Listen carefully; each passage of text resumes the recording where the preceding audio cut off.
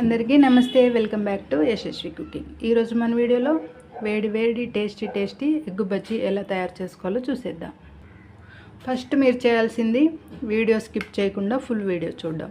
Full video చూస్తేనే ఈ tasty egg bajji సింపుల్గా, ఈజీగా, అంత హడావుడి లేకుండా ఈజీగా మీరు ఇంట్లో తయారు చేసుకోవచ్చు.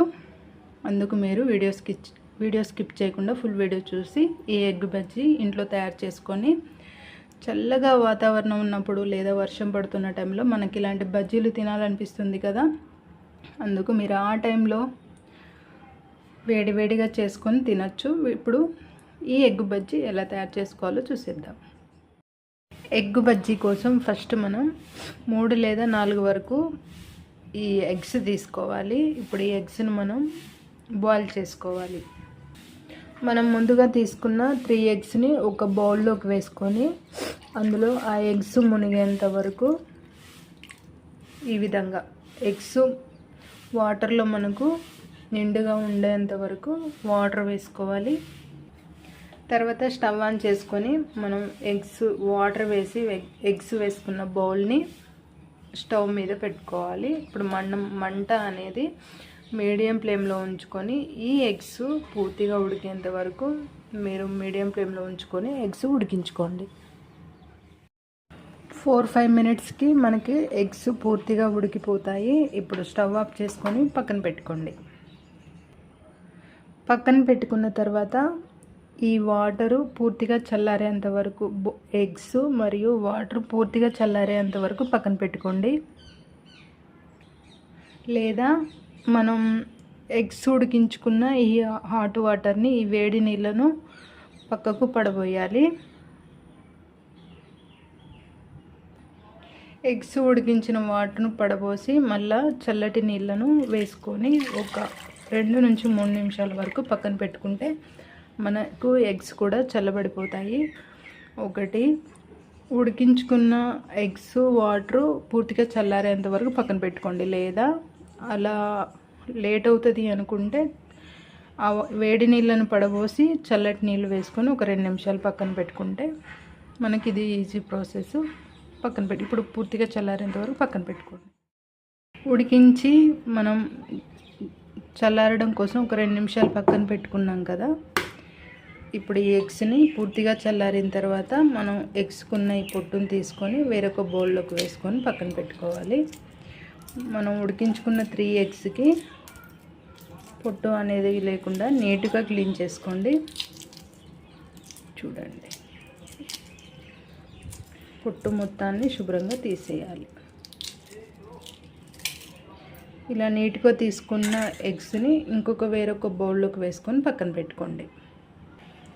పొట్టు తీసి బౌల్లోకి వేసుకున్న ఎగ్స్ని మనం ఈ విధంగా పొడవుగా ఈ విధంగా కట్ చేసుకొని ఇలా ప్లేట్లోకి వేసుకొని పక్కన పెట్టుకోండి. మీకు ఎగ్స్ బజ్జీ ఏ షేప్లో కావాలంటే ఆ షేప్లో కూడా కట్ చేసుకోవచ్చు. నేను ఈ షేప్లో కట్ చేసుకున్నాను. మీకు ఏ షేప్లో కంఫర్టబుల్గా అనిపిస్తే ఆ షేప్లో కట్ చేసుకోండి. ఈ విధంగా పొడవుగా మధ్యలోకి కట్ చేసుకొని ఒక బౌల్లోకి వేసుకొని పక్కన పెట్టుకోండి. ఆ తర్వాత ఒక వెడల్పాటి మిక్సింగ్ బౌల్ తీసుకోండి. అందులో 1 కప్పు వరకు శనగపిండి వేసుకోవాలి. స్మాల్ కప్ అయితే 2 కప్పుల వరకు శనగపిండి తీసుకోండి. అదే మీడియం సైజు కప్పు అయితే 1 కప్పు వరకు శనగపిండి సరిపోతుంది.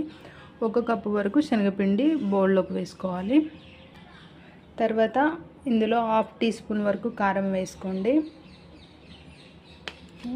1/2 టీ స్పూన్ కారం, అలాగే 1/2 టీ స్పూన్ వరకు జీలకర్ర అండ్ 1/2 టీ స్పూన్ వరకు సాల్ట్.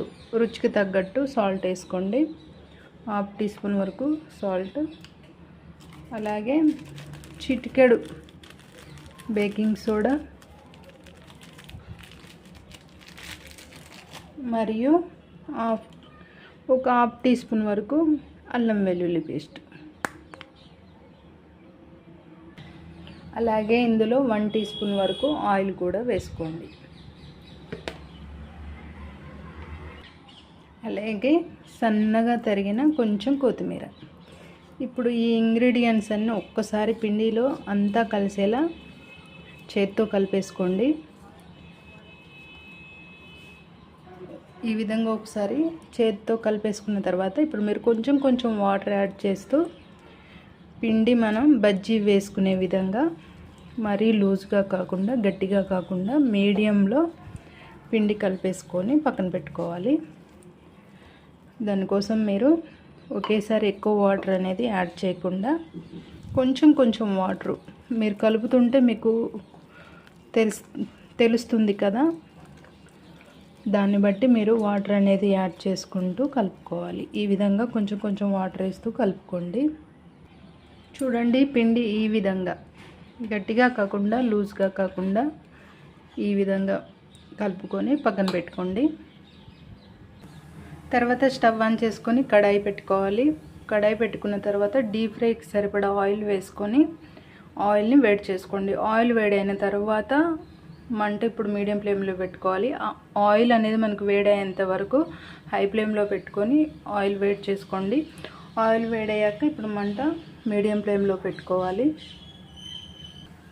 ఆయిల్ వేడయ్యాక మనం ముందుగా ఉడికించి కట్ చేసి పెట్టుకున్న ఎగ్గును అలాగే మనం కలిపి పెట్టుకున్న పిండిలో ఈ విధంగా రెండు వైపులా మంచిగా స్టఫ్ చేసుకొని, మీకు చేతితో వీలైతే చేతితో వేసుకోండి. చేతితో అంత కంఫర్ట్గా లేకపోతే గరిటెతోనైనా మీరు బజ్జీ అనేది వేసుకోవచ్చు. రెండు వైపులా పిండి అనేది స్టఫ్ చేసుకొని ఈ విధంగా ఆయిల్లోకి వేసుకోవాలి. ఇదే విధంగా మిగతా ఎగ్స్ను కూడా మీరు బజ్జీ వేసుకోండి. ఈ ఎగ్ బజ్జీ ఒకవైపు పూర్తిగా ఫ్రై అయిన తర్వాత ఇప్పుడు మనం రెండో వైపుకి తిప్పుకొని ఫ్రై చేసుకోవాలి. ఒకవైపు మనకు పూర్తిగా ఫ్రై అయిపోయింది.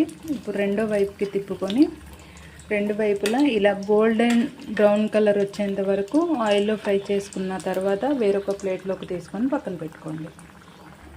ఎగ్ బజ్జీ రెడీ అయిపోయింది మనకు. ఇప్పుడు మంట లో ఫ్లేమ్లో పెట్టుకొని ఈ బజ్జీలను మనం వేరొక బౌల్లోకి వేసుకొని పక్కన పెట్టుకుందాం.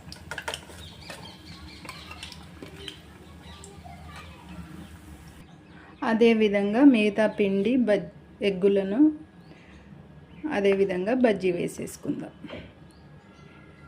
ఈ ఎగ్స్ను కూడా బజ్జీ వేసుకొని గోల్డెన్ అండ్ బ్రౌన్ కలర్ వచ్చేంత వరకు ఫ్రై చేసుకొని ప్లేట్లోకి తీసుకొని పక్కన పెట్టుకోండి. రెండోసారి వేసుకున్న ఎగ్ బజ్జీ కూడా రెడీ. మనం ఇప్పుడు స్టవ్ ఆఫ్ చేసుకొని ఈ ఎగ్ బజ్జీలను ప్లేట్లోకి తీసుకొని పక్కన పెట్టుకోండి. టేస్టీ వేడి ఎగ్ బజ్జీ రెడీ. ఆల్రెడీ నేనైతే టేస్ట్ చూసేసాను. చాలా బాగున్నాయి, అంటే చాలా బాగున్నాయి. టేస్ట్ మాత్రం అదిరిపోయింది. వీడియో స్కిప్ చేయకుండా ఫుల్ వీడియో చూసి ఈ ఎగ్ బజ్జీ రెసిపీ ట్రై చేయండి. ఈ రెసిపీ మీకు నచ్చితే లైక్ చేయండి, అలాగే మీ ఫ్యామిలీ అండ్ ఫ్రెండ్స్కి షేర్ చేయండి. మన ఛానల్ను సపోర్ట్ చేయండి, సబ్స్క్రైబ్ చేసుకోండి. Thank you for watching.